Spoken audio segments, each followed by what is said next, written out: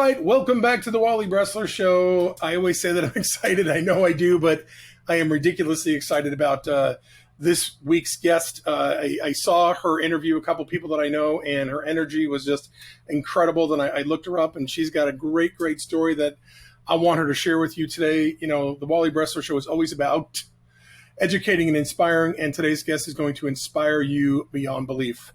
Tanya Oliver, welcome to the Wally Bressler Show. How are you today? I'm great. Thank you so much, Wally, for having me. It's an honor.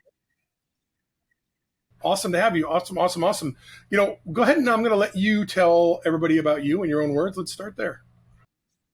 All right. Well, the story that I tell as of today in this season of my life is I'm an executive coach for high-end achievers, and I help people, high-end achievers, elite entrepreneurs, professional athletes, and just high-end people become mentally, physically, and emotionally healthy and strong AF so that they can look, feel, and show up in their businesses and their lives as their most elite self.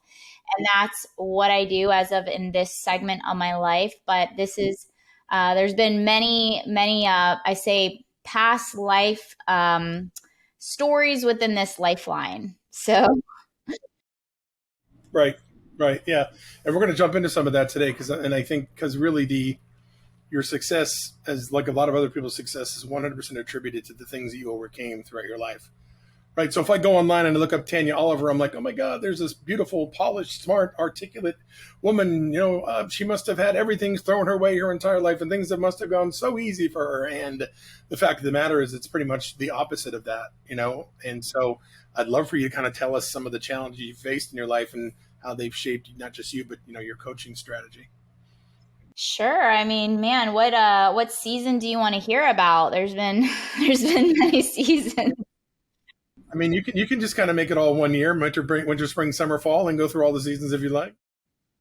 Yeah, I mean, we grew up, so a lot of the times you hear stories because I'm a speaker as well and soon to be author. I don't think I mentioned that, but yeah, so I something I talk about when I get on stage is that a lot of we were brought up pretty wealthy. So I came from my dad left home at 16 from a domestic violent home, and his dad was an alcoholic, and so I came from a family lineage. Not only my dad's side, but my mom's side of addicts, whether it being alcohol, drugs, and stuff like that.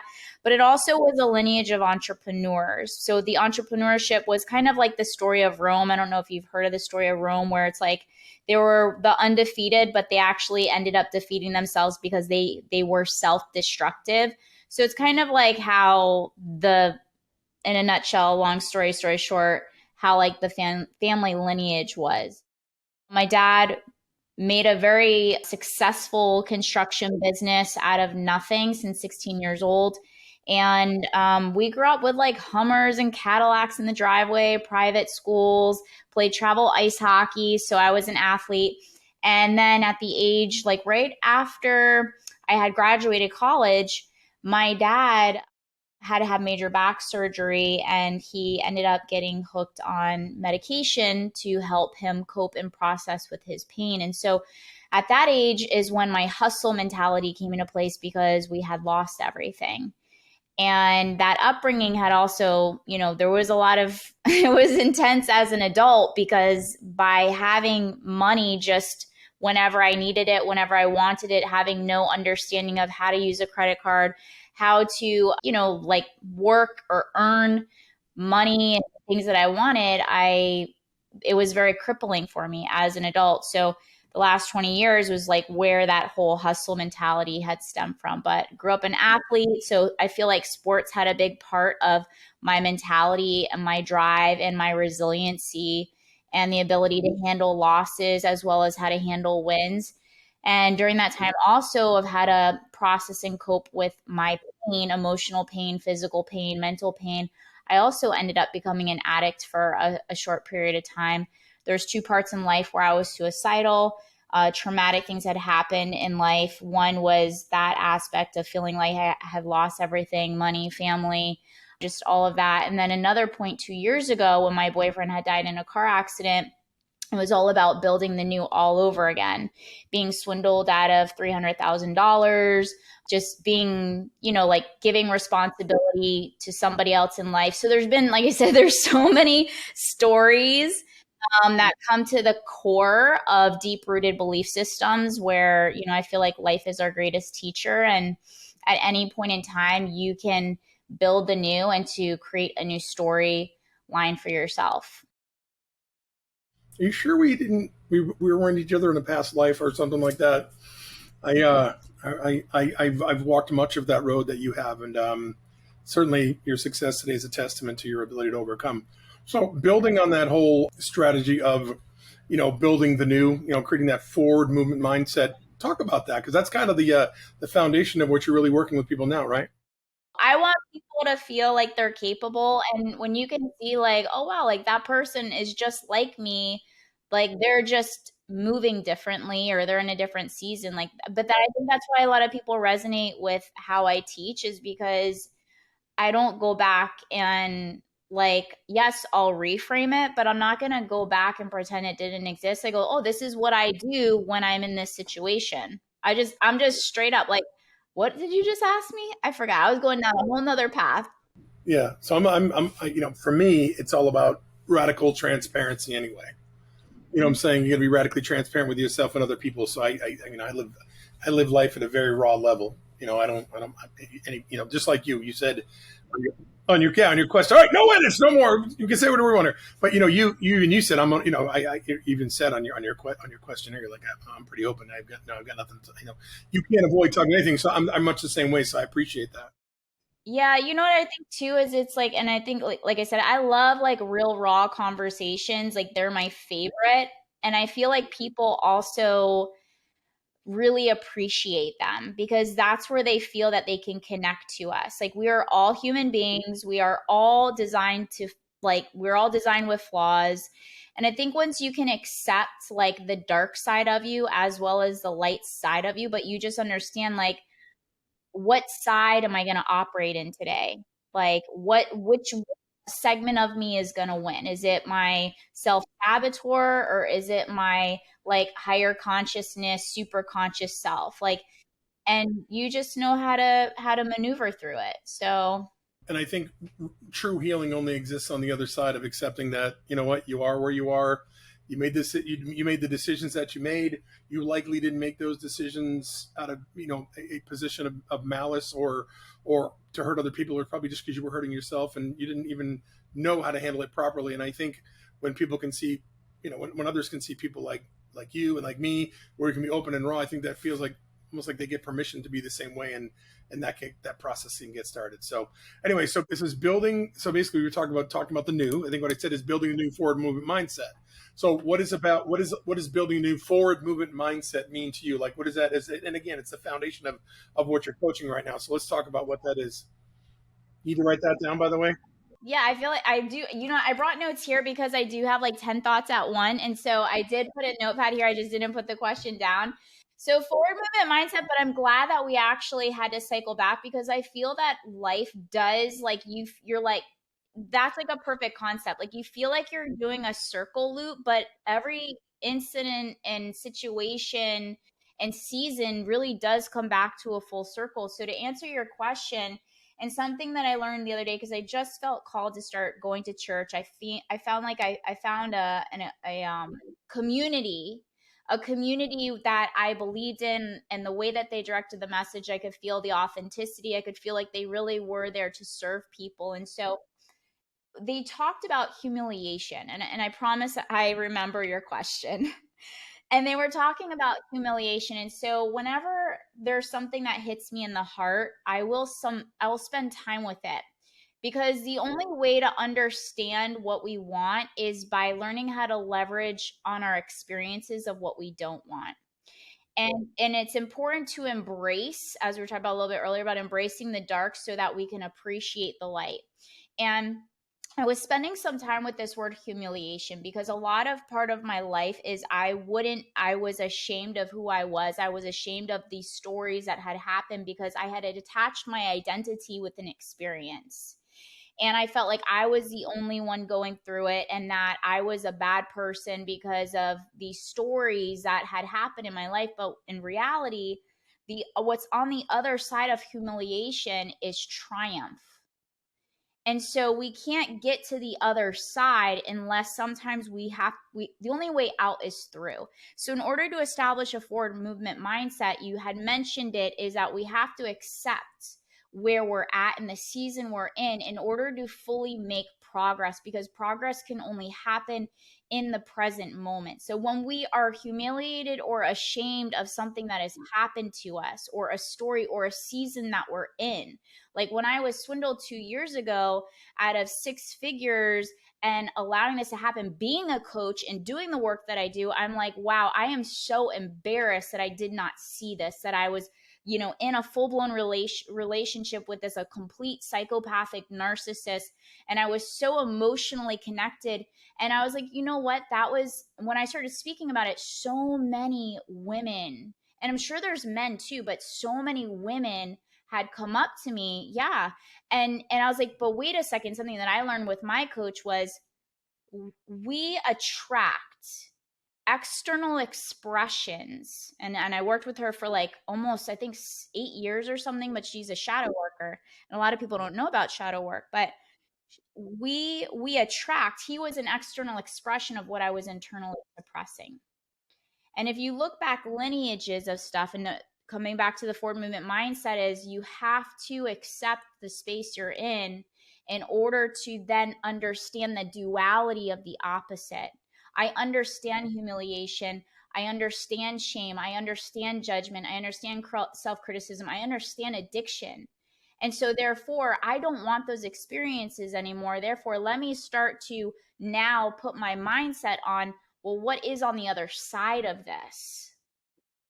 And so when we like understand, like the only way to move forward is to really accept the space they're in, and like, what can I do today? How can I win the day? And so getting back to that, the biggest thing, even if you understand addiction, because I even worked in outpatient centers during COVID with like high end achievers and celebrities and pro athletes, but it was just win today. How can I win today? How can I make some form of progress today? And so the forward movement mindset is about just like focusing on just that next clear step of what's on the other side of what you're currently experiencing, it, the pain that you're experiencing, what's on the other side of pain, what's on the other side of like XYZ. And I hope that like answered your question. I kind of took us through a little loophole, but No, that was awesome. I love it. No, that was amazing. No, that was awesome. It's and no, I think you knocked out of the park. So here's the thing. So here's the thing. I don't think a lot of people understand that. There's a difference between guilt and shame. Guilt is basically, it's an integrity barometer for when we do something bad. You know what I'm saying? When we actually do something bad, I think a lot of people are like, I'm guilty. I feel guilty. I didn't do this for somebody. I knew that's not what guilt is for. Guilt is for when you actually do something that's hurtful, especially if you did it intentionally. Shame is when you take those feelings and you embody them and you become the liar, the thief, the heart. You know what I'm saying? When you start embodying those behaviors, that's when the shame kicks in. Does that make sense? So I think it's important that if we're feeling it's the I am statement versus I did statement. exactly, and for nobody should ever feel shame about anything, okay? Because usually when we're doing something, it's because we haven't been given the tools, the knowledge, the information, the strategy. So that's part of the other thing is I firmly believe while we're on the topic of God, I think God will continue to send us the same lessons until we learn them. And, specifically as it relates to relationships, the same person is going to keep showing up in your life because you are attracting that person, right? There's a lesson to learn. So that person may be taller, shorter, fatter, thinner, wealthy, or poorer, but that same person will continue to show up in your life until you learn that lesson, right?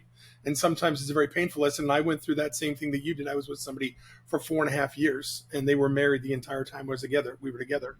And I didn't find out until I broke up with her 4.5 years later. So anybody can fall. And quite honestly, I think if once, and this is what narcissists do, right? They don't, I mean, they probably don't do it consciously, but they look for people that appear to be vulnerable who they can then go ahead and win over. Well, here's me getting back to the shadow stuff. it's an active participation. We also were seeking them. What you are seeking is also seeking you. And I think a lot of people don't understand that, because what we attract is what we have. And I'll never forget this. After like a few days after, first thing I did was I hired a lineup. I said, okay, if I'm not going to commit suicide, I need a team of people, because I am so weak right now. I am so weak. I am. And so I remember, I'll never forget it. And I hired her because she always spoke truth to me. And even if in my like darkest moments, she always spoke truth to me. And she said, Tanya, you know, what we attract is an external expression of what has been internally suppressed. And when you're talking about shadow work, these are things that have been passed down generations, and people don't know because it is the subconscious cellular stuff, that's where the deep work comes into placement. And when you can say like those were past life stories, this isn't my story now moving forward, but it's about also freedom. You are freeing yourself, and you are able to fully move forward, knowing, as you mentioned, the difference between shame and guilt. Like that's something that's not me anymore, nor do I attach to it. Even just saying that was a past life story in this lifeline, I don't even say that's what I did. I said that was a past life story in this lifeline, because I'm energetically disassociating. um but yeah, but I mean, it's an active participation, and that also shifts from victim consciousness to victor consciousness and reclaiming your personal power. Agreed.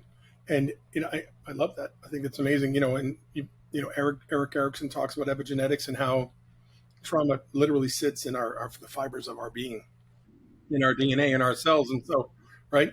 And that's why it's so easy to get to where we are. But we all just want to be loved. I hear lots of people say, "I wish I had never stayed with that person. I never wanted to be with that person. They were horrible to me." And like, we all just want to be loved, right? But sometimes we want to be loved so badly that we'll overlook the red flags.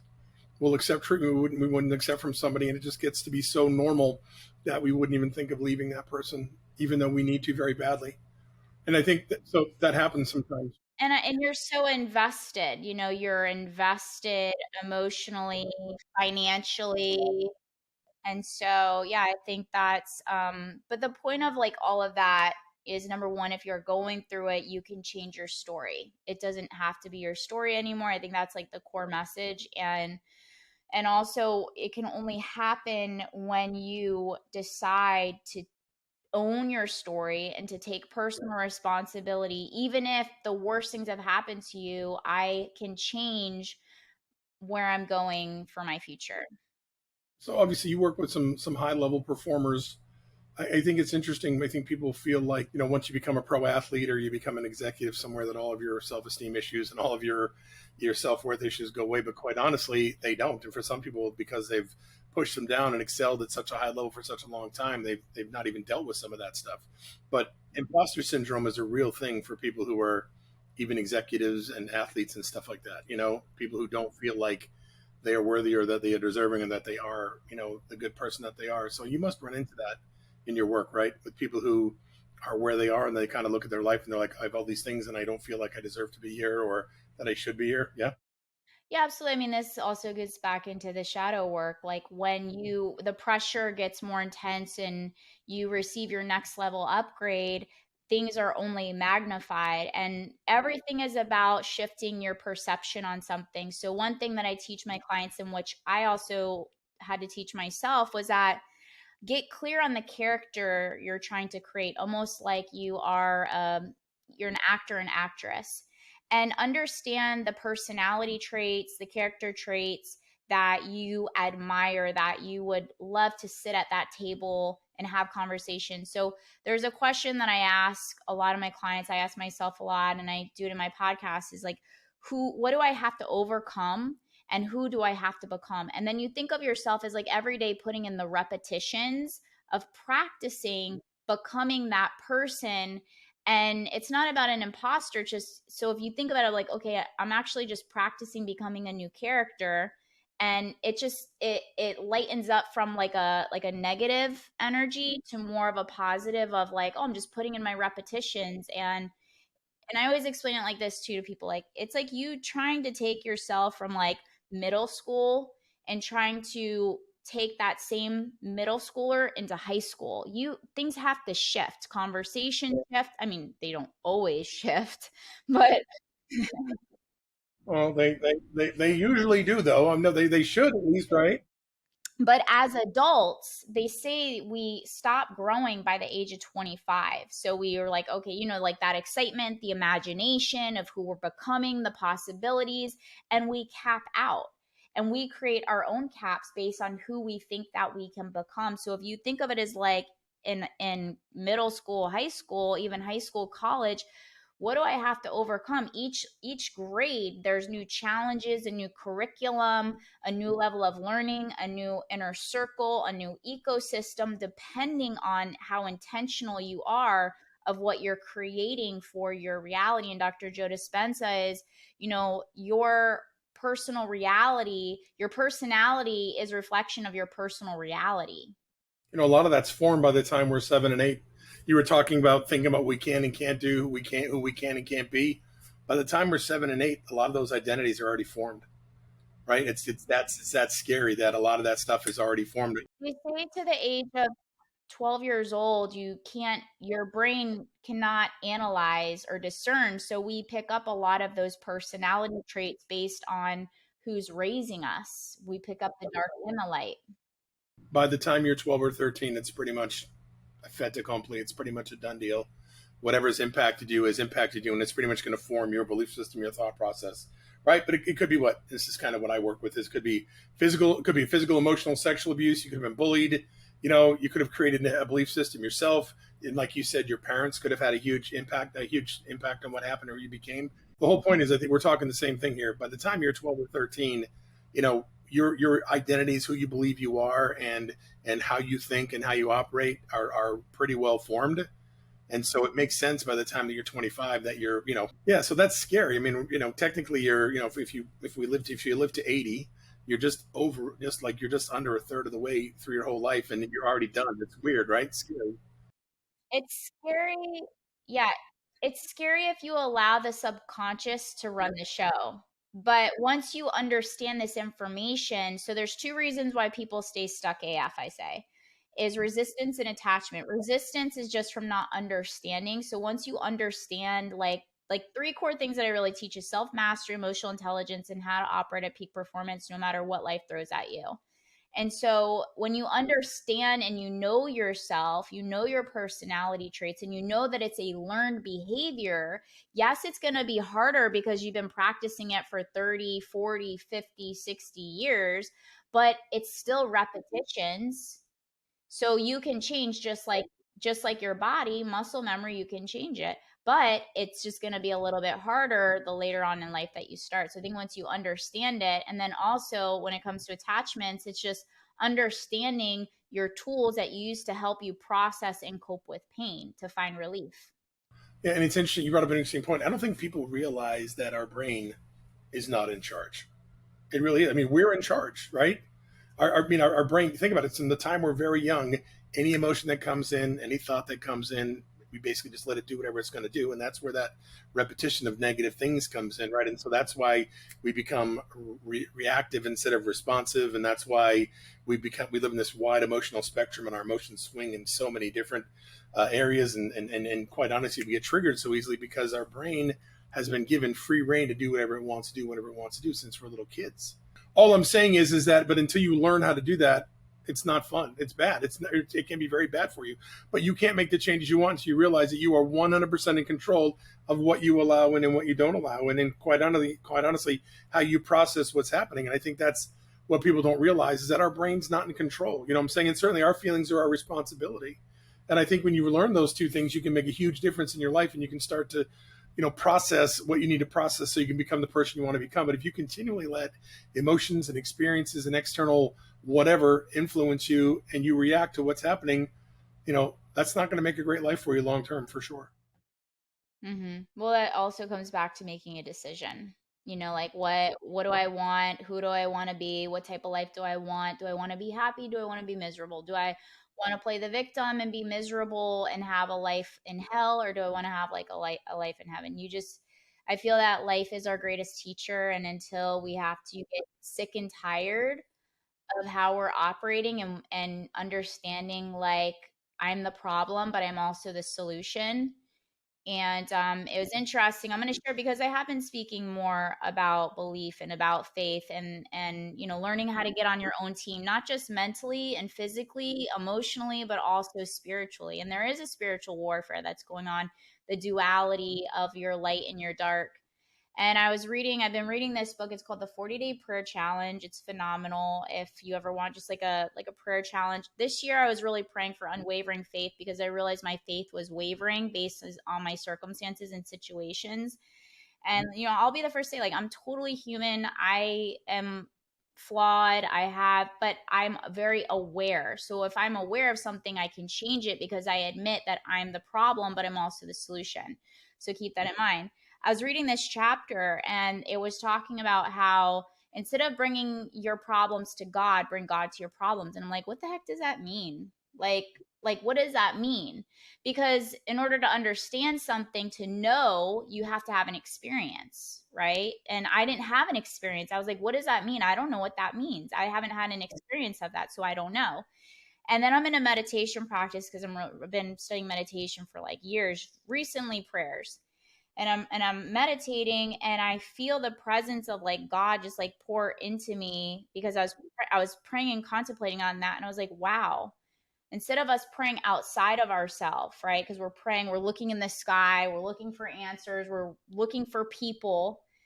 Like, instead of bringing your prayers to God, bring God to your problems. God came to me because I am the problem. I like that distinction. I know, right? I love that huge distinction. And there's probably 50. There's probably 50 passages in the Bible. If we spent time, we probably could find all of that. You know what I'm saying? So I love that. So a couple things here. People can find you at Tanya C. Oliver, not Tanya Colliver, like I thought. TanyaCOliver.com. That's so funny. Literally, my insurance people, everybody, I was like, yeah, it's C, like in cat. Oliver, middle name is Catherine. So if you say C. Oliver. Can you talk a little bit about your academy for us, please? Absolutely. Well, number one, I'm going to gift everybody a 90-day sprint calendar because one of the biggest things that people are always complaining to me about, especially high achievers, is time management and being focused versus ADHD and all over the place and unorganized. So it's a free 90-day sprint calendar to hold you accountable, which is like practically our whole conversation is on like self-responsibility, personal responsibility. And that is TanyaCOliver.com/calendar. So they can get that for free. But the academy it's an inner circle academy, the Ultimate Achiever Academy. It's a year-long academy where I teach people everything they need to know about self-mastery, emotional intelligence, and how to operate at peak performance no matter what life throws at them. And I throughout the last when 2 years ago when all that happened, I felt like that was a time where I was like, okay, I could understand in that moment why people have turned to substance abuse because my heart hurt so bad. I was in so much physical, mental, emotional pain that I was like, okay, now's the time to, if I choose to still live here to be of service. And I hired two people for my lineup. And then I was like, I'm going to put myself through my programs and I'm going to apply everything. No, like, no reservation, full blown out within a year because it takes time. And within a full year, like the panic attacks, the anxiety, the self beatdown, the being a more of a liability internally to myself, like all of that had dissipated. And through an extreme chaotic, so how to operate at peak performance, and I still had to execute. I had to do coaching sessions with like 7-figure business earners, and they had no clue what had just happened. So you still have to be able to execute. The courses work, so it's like, you know what, I'm going to build out an academy and I'm going to be able to serve people in that way to teach them everything because this shiznit does work. Mm-hmm. Yeah, and quite honestly, I think the ability to push through and perform and do what you need to do with all the other stuff going on, really, I think in the end, it will serve you extremely well for sure. And most importantly, my promise was to do it without numbing myself, without hurting myself, and without hurting others. And I think that's the thing is people try to push through, but they're like, I need anxiety medication. I need a Xanax. I need Adderall. Like you don't need things outside of yourself. You need healthy tools that are going to help you, but it just might take a little longer. And the only way out is through. By the way, numbing isn't just medicine. It can be drugs, alcohol, sex, pornography. It can be food. It can be exercise. It can be work. It can be anything that you anything. And it's just basically called an avoidance strategy. Any avoidance strategy will allow you to numb out. And I think Brene Brown says it best. You can't numb pain and not numb love. When you numb one feeling, you numb them all. Yeah, and to keep your heart open throughout the whole process too. I think to keep your heart open is a superpower. 100% scary as hell, but it is definitely a superpower for sure. Where can I get access to the academy? Where can we find out about the academy? You can get that. The website's still there. You might think I'm different over there because I have red hair and all this shoots, but it's TanyaCOliver.com. But on my Instagram, I'm very active on my Instagram at Tanya C. Oliver. I have a few links. And also, we have an a la carte, which is a productivity get shiznit done course. And that was like really, really good. A lot of people love that course. But yeah, that's on the website and even on the Instagram. Nice. And then you got a book coming out. Tell us all about it. Yeah, so Building the New, it's a book. We've been working intentionally on it. I have a book writer since June, and it should be up and ready and published by sometime July is to be expected, but definitely this year. And yeah, Building the New, a year of living on purpose. And it's actually a playbook. So I wanted to give people a play by play book where you're taking these concepts and bringing them into strategic, practical, daily methods of operation and to, yeah, something they felt like good about. We're talking about the mental, physical, emotional, and even energy psychology. So it's gonna be really cool and it's very simple. I like to make things like almost kindergarten because I feel like when you think it's so simple, you're actually gonna integrate it versus going into a mental paralysis, overwhelm, or another book that you just were like, well, this is too heavy. I can't right now. So it's going to be a playbook. It's going to be super simple to follow and actual practical tools in there for you to integrate and implement. And I think that's the distinction is I always hear from you, what book should I read for this? What book should I read for that? Well, you can read any book you want, but if you don't take action for what the book tells you to do, no book's going to help you. So I applaud you for that. So usually what I say at this juncture of my podcast is, our goal here at, with the Wally Bressler Show is to educate and inspire people. I always ask people to talk about the biggest challenges they've overcome, but you've already done that. So I think you've covered that in spades for us, which is awesome. So maybe you can just kind of leave us with, we're this part of the year, what I'm saying, and things are crazy in the real estate market. They're also crazy in just about every market. What are you telling people to, to take, you're all about taking your power back and managing your emotions and your mindset. What are you telling people right now to get them to not just hang in, but also thrive during this time? Yeah, I think the biggest thing is transitioning your pain into power and your obstacles into opportunities. And so one way to do that is just be honest. You can't change anything if you shut it down and shut it up. So number one, I always say there's three steps to transforming anything in your life. Number one is self-honesty because you can't have self-awareness without self-honesty, and many times people won't even allow themselves to be honest, let alone be aware. Remember, you can't be aware of what you're not honest about. So number one is self-honesty slash self-awareness. Number two is become curious about it. Like I said, I was so humiliated. I spent time with humiliation. You talked about Brene Brown. Brene Brown talks about shame and guilt and all these emotions, but you have to understand like, well, what's on the other side of this. So I spent time, like I became curious about my pain. Remember, turning pain into power, your obstacles into opportunities to grow. So I became curious about it versus judging it. When I was judging it, I was not growing, I was not moving. And then the third is to seek out solutions. Hire coaches. I hired two coaches that I fully trusted, that I knew were going to support me in my weakest moments, that I could be very vulnerable with. Not everybody deserves your vulnerability. Not everybody deserves your trust. You have to be able to discern and filter out those people. So seek out solutions, like find the right people, places, and things, enrich your ecosystem.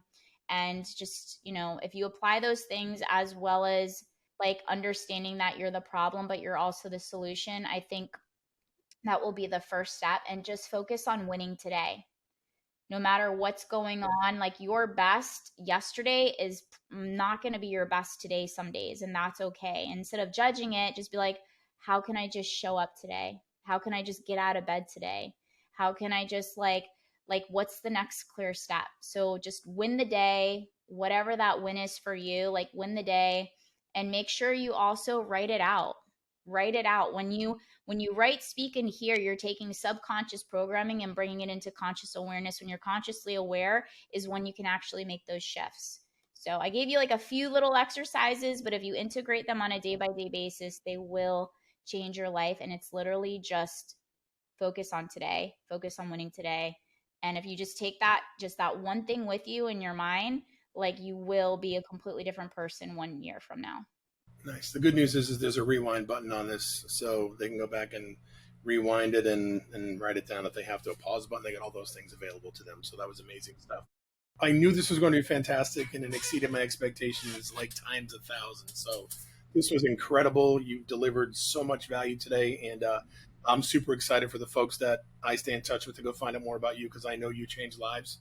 Yeah, yeah. And when you guys are looking for coaches, make sure the people like have been through it. It's not about degrees. It's about like even they say in the Bible, like God anoints those that have been through the most like hardest of things. And you don't always have to go through bad things in order for like good things to happen to you. But when I'm looking for people, I want to know like what they've overcome. Like if I want to learn how to build a multi-million dollar empire, I'm not going to go to somebody that's never built a business before. You're preaching to the choir here, sister. All right, that right there is the absolutely incredible Tanya C. Oliver. My name's Wally Bressler. This has been the Wally Bressler Show. Be kind to yourself. Thank you.